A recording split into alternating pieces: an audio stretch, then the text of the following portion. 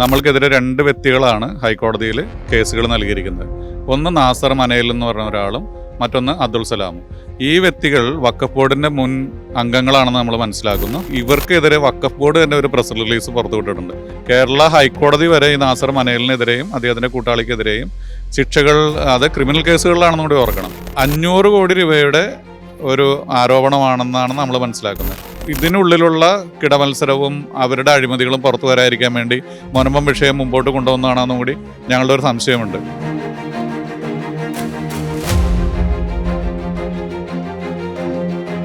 നമസ്കാരം. മുനമ്പത്ത് മുൻ കേന്ദ്രമന്ത്രി രാജീവ് ചന്ദ്രശേഖർ വന്നപ്പോൾ പ്രധാനമന്ത്രിക്ക് കൈമാറാൻ ഒരു നിവേദനം ഇവിടുത്തെ ഭൂസംരക്ഷണ സമിതി അംഗങ്ങൾ നൽകിയിരുന്നു.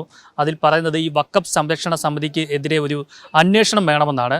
എന്താണ് ഇങ്ങനൊരു പരാതി നൽകാൻ കാരണമെന്ന് നമുക്ക് ചോദിക്കാം. എന്താണ് ഇങ്ങനൊരു പരാതി നൽകാനുള്ള കാരണം? നമ്മൾ ഈ മുനമ്പം വഖഫ് വിഷയമായിട്ട് സംസാരിക്കുമ്പോഴും പഠിക്കുമ്പോഴും നമ്മൾ മനസ്സിലാക്കുന്ന ഒരു കാര്യം, നമ്മൾക്കെതിരെ രണ്ട് വ്യക്തികളാണ് ഹൈക്കോടതിയിൽ കേസുകൾ നൽകിയിരിക്കുന്നത്.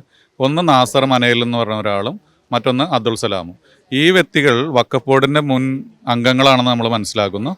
അതോടൊപ്പം തന്നെ 2021 ഇവർക്കെതിരെ വഖഫ് ബോർഡ് തന്നെ ഒരു പ്രസ് റിലീസ് പുറത്തുവിട്ടിട്ടുണ്ട്. അതിൽ ആരോപിക്കുന്ന കാര്യങ്ങൾ കേട്ട് കഴിഞ്ഞാൽ സാമാന്യ നീതിബോധമുള്ള മനുഷ്യർ ആരും ഇവരെ പിന്തുണയ്ക്കുകയോ മറ്റോ ചെയ്യുന്നില്ല. പക്ഷെ നമ്മൾ കാണുന്നത് അതിനകത്ത് പറഞ്ഞിരിക്കുന്നത് കേരള ഹൈക്കോടതി വരെ ഈ നാസർ മനയിലിനെതിരെയും അദ്ദേഹത്തിന്റെ കൂട്ടാളിക്കെതിരെയും ശിക്ഷകൾ, അത് ക്രിമിനൽ കേസുകളിലാണെന്ന് കൂടി ഓർക്കണം, അതുണ്ടെന്ന് കേരള വഖഫ് ബോർഡിന്റെ തന്നെ പ്രസ് റിലീഫാണെന്ന് ഓർക്കുക. രണ്ടാമതുള്ളത്, ഇവർ വഖഫ് സംരക്ഷണ സമിതി എന്ന് പറയുന്നത് നമ്മൾക്കെതിരെ കേസ് കൊടുത്തിരിക്കുന്നത്.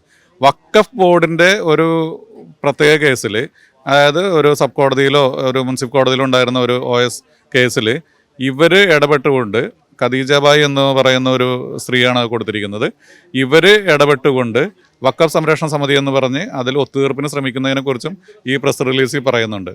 അപ്പോൾ 500 കോടി രൂപയുടെ ഒരു ആരോപണമാണെന്നാണ് നമ്മൾ മനസ്സിലാക്കുന്നത്.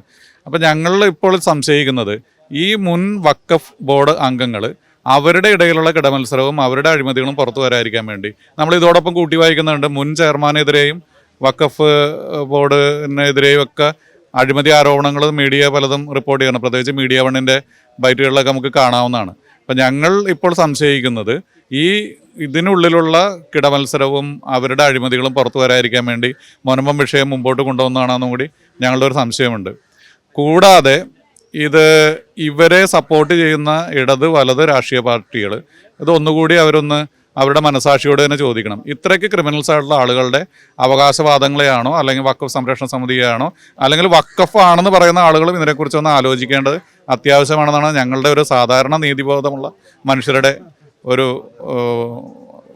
അഭിപ്രായമെന്ന് ഞാൻ ഉറച്ചു വിശ്വസിക്കുന്നു. അപ്പോൾ ഇതിനെക്കുറിച്ച്, ഇവരുടെ ഈ നീചമായ പ്രവർത്തികളെക്കുറിച്ചും ഇവരുടെ കിടമത്സരങ്ങളെക്കുറിച്ചും വഖഫ് സംരക്ഷിക്കണമെന്ന് പറയുന്ന ഈ ആളുകളുടെ ഇതിൽ സാധാരണ മുസ്ലിം വിശ്വാസികളും ഇവരെക്കുറിച്ചുള്ള ഒരു അന്വേഷണം നടത്തണമെന്ന്, അതോടൊപ്പം തന്നെ ഇതിൻ്റെ പിറകിലുള്ള ചേതോവികാരം എന്താണെന്ന് അന്വേഷിക്കണമെന്നാണ് ഞങ്ങൾ ആ നിവേദനത്തിൽ ആവശ്യപ്പെടുന്നത്. എന്തായാലും വഖഫ് സംരക്ഷണ സമിതിക്കും പണി വരുന്നുണ്ട്. പ്രധാനമന്ത്രിക്കാണ് ഇപ്പോൾ പരാതി നൽകിയിരിക്കുന്നത്. അന്വേഷണം ഉണ്ടാവുമെന്നുള്ള കാര്യത്തിൽ യാതൊരു സംശയമില്ല. നാളെ തന്നെ ഈ പരാതി പ്രധാനമന്ത്രി നേരിട്ട് കൈമാറുമെന്നാണ് മുൻ കേന്ദ്രമന്ത്രി രാജീവ് ചന്ദ്രശേഖർ മുനമ്പം നിവാസികൾക്ക് ഉറപ്പ് നൽകിയിരിക്കുന്നത്. മുനമ്പത്ത് നിന്നും രഞ്ജിത്ത് എസ് പിള്ളയ്ക്കൊപ്പം R. പിയൂഷ്, മറുനാടൻ TV.